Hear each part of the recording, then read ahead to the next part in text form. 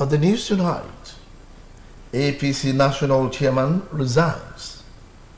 Governor Adeleke enjoins Muslims to imbibe the teachings of Prophet Muhammad as the world celebrates Hijrah 1447 AH.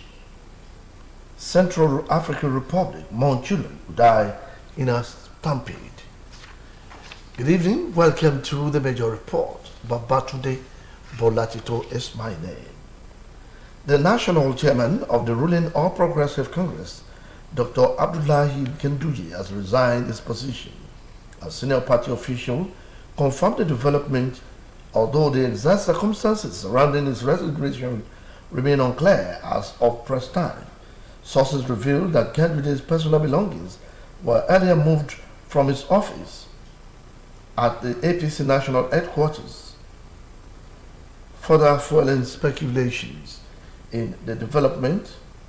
The development has thrown the party's headquarters into confusion, with staff and visitors visibly shocked by the unexpected news. Minister of the Federal Capital Territory and former River State Governor Nyesom Wike has confirmed that the political rift between him and suspended Governor Siminalayi Fubara has been resolved following a peace meeting brokered by President Bola Tinubu in Abuja. Speaking to journalists after the closed-door meeting at the presidential villa, Abuja, Wike said both camps had reached a final agreement to end hostilities and work in unity. Meanwhile, the suspended River State Governor Siminalayi Fubara confirmed the truce, describing the development as a moment of divine intervention and a crucial turning point for River State. He emphasized the need for peace to the river's development, noting that peace is needed for River State to progress. Fubara also pledged full commitment to preserving the fragile unity achieved during the presidential peace meeting, adding that he would do everything within his power to make sure that peace is sustained this time around. President Bola Tinubu has signed 4 new tax bills into law, saying the new laws will open the door for a new economy and business opportunity. President Bola Tinubu said this at the signing ceremony held at the State House, Abuja. Describing the occasion as a turning point for the nation's economic future, President Tinubu hailed the new laws as a necessary step in Nigeria's journey to modern economic planning. The President noted that the leadership must help the people to take off and lead the way at every point in time.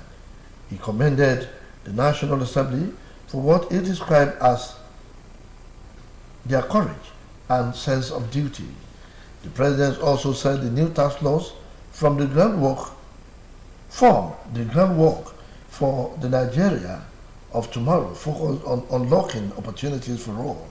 The new laws, which are due to go into effect in January, have streamlined taxation, which was uncoordinated. The federal government has said that the concurrent operation of 3 budgets is a deliberate strategy to ensure the delivery of appropriated capital projects. Director General Budget Office of the Federation, Taminu Yakubu, who provided clarity on the multi-budget operation, said the 2024 Appropriation Act, the 2024 Supplementary Budget, and the 2025 Appropriation Act are running simultaneously. The National Assembly had earlier this week extended the capital vote component of the 2024 budget till December 31. Addressing public concerns over the overlapping fiscal instruments, Yakubu said that while the simultaneous operation of multiple budgets may appear unconventional, it is legally grounded and administratively necessary. He described the current situation as institutional flexibility in managing fiscal transitions, noting that critical issues should not be the number of budgets being operated, but the coordination and transparency in their execution. Governor Adeleke has enjoined Muslims to imbibe the spirit of perseverance, love and peace demonstrated by Prophet Muhammad that led to Hijra. Governor Adeleke gave the advice at a Jummah service marking the Islamic New Year, Hijra 1447 AH. Our man, Sahid Adeboye, has the details. Osogbo Central Mosque, Ojoba Osogbo, was the venue of the special Jumat service heralding the Islamic New Year, Hijra 1447.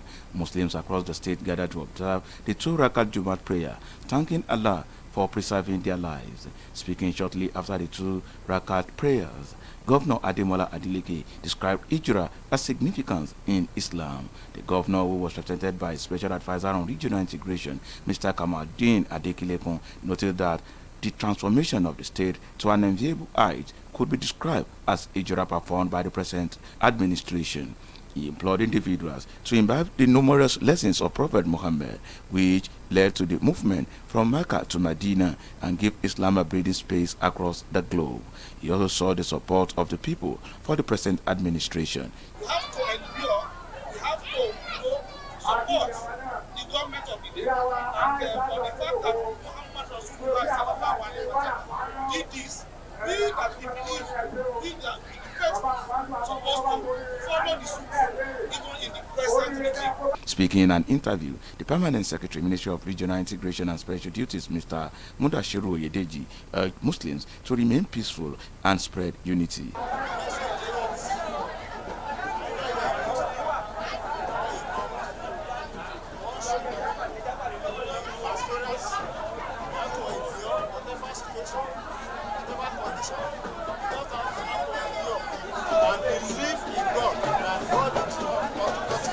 Earlier, the Naibul Imam of Oshogbo, Sheikh Maruf Ishola, appreciated Governor Ademola Adeleke for the height of love he displayed while Muslims were on Hajj at Saudi Arabia.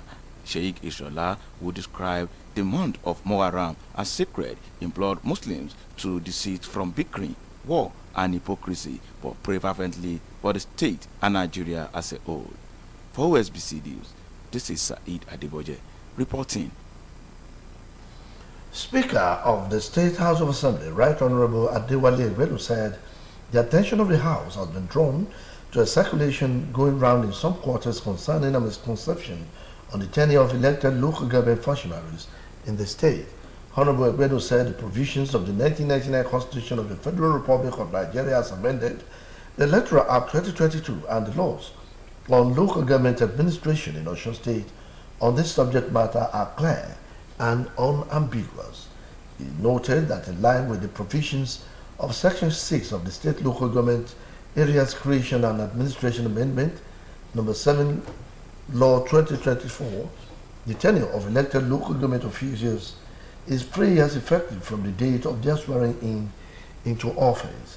The Speaker further pointed out that without missing words, the tenure of elected local government officials in all local government areas, excluding area councils in the Federal Capital Territory, is not provided for by either the 1999 Constitution or the Electoral Act 2022. He added that Section 3, Subsection 6 of the 1999 Constitution of the Federal Republic of Nigeria provides for 768 local government areas across the 36 states in Nigeria, as reflected in the second column of Part 1 of the first schedule to the Constitution, and area councils are shown in Part 2 of that schedule. He, however, maintained that Section 7 of the 1999 Constitution of the Federal Republic of Nigeria as amended expressly places the power to determine the establishment structure, composition, finance, and functions of local councils under the government of a state via a law enacted by the House of Assembly. The federal government says over 100,000 petrol-powered vehicles have been converted to compressed natural gas in the last year, stressing that it recorded significant progress in advancing the use of alternative fuel across the country. The program director and chief executive of the Presidential Compressed Natural Gas Initiative, Michael Oluwagbemi, disclosed this at a sensitization program workshop in Lagos. Mr. Oluwagbemi said the federal government ramped up efforts To cushion the effect of fuel subsidy removal, the initiative had achieved a major success in the last year. According to him, the number of CNG-powered vehicles in the country had risen from fewer than 4,000 to nearly 100,000 in just 1 year. The PCNG eyeballs revealed that the next phase of the initiative targeted 250,000 vehicles conversions in partnership with private sector operators. The other Nigerians will support President Bola Tinubu's broader energy transition plan and renewable energy vision. The Nigerian Union of Allied Health Professionals Southwest Zone has called on government at all levels to involve their members in the planning and policy implementation of the body. Hosted by Osun State branch of the union, the leadership maintained that healthcare services in Nigeria, especially Southwest, required alternative approach. Shijuade Additional's report is presented from our studios. The Nigeria Union of Allied Health Professionals Southwest Zone rose from their 2-day zonal leadership conference and called on government at all levels to involve their members in planning to implementation of policies. Hosted by Osun State branch of the union, the leadership maintained that healthcare services in Nigeria, especially Southwest, required alternative approach. The leadership of Nigeria Union of Allied Health Professionals and stakeholders from Osun, Oyo, Ogun, Ekiti, and Lagos states were at the Olukemi Kolawole Lake Resort Government Secretariat Osogbo brainstorm on how to move the union forward and chart a new course toward the Nigerian healthcare system. Lecture on consultation, consolidation, confrontation as key to a successful trade unionism by Dr. Shotiloye gave members an insight to an appraiser of their job. Consultation is very key for any union leader at any level. You must be able to dialogue with your members, dialogue with officers, and more importantly, dialogue with your administrators, your employers. If there is any issue, the best approach, first line of action is to dialogue. Don't look at confrontation first. When you dialogue, you get more, and there will be peace all around you. And what you get in times of peace is usually more than what you get in times of war. So we shouldn't always look at confrontation first.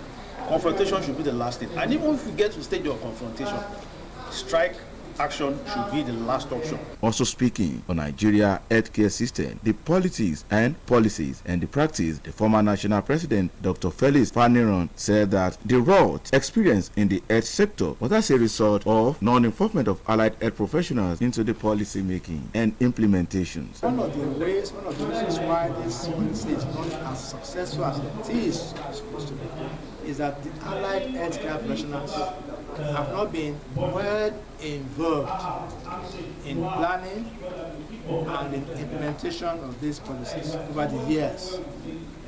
And particularly, allied healthcare professionals who actually constitute a very reasonable percentage of healthcare workers in this country, and with high intellectual capacity and ability, have always been deprived of participating at the management level of healthcare system in this country.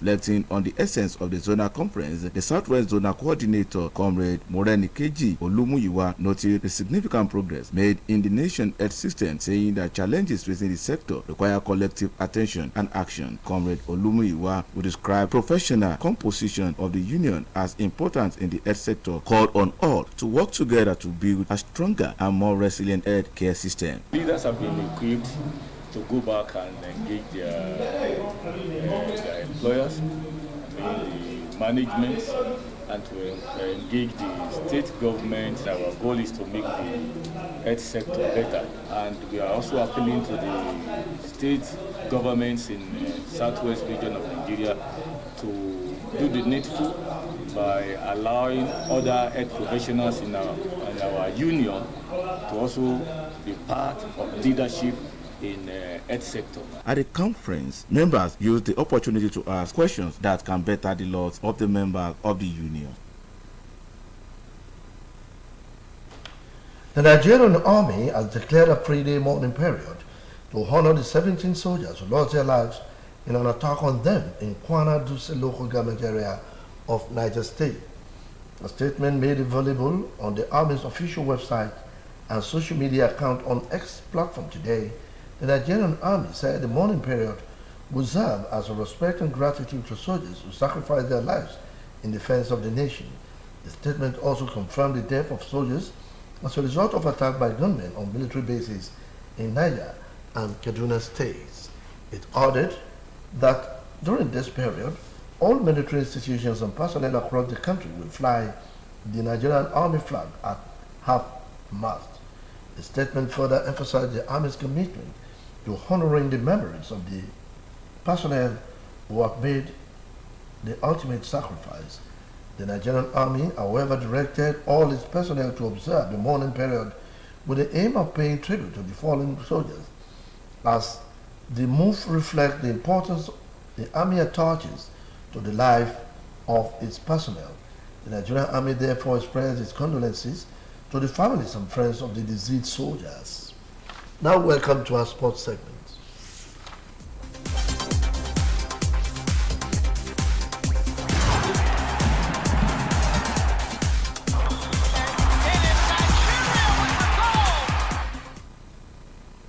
Super Falcons coach Justin Madugu says it's not under pressure to deliver Nigeria's 10th WAFCON title as the team intensifies preparation for the tournament in Morocco.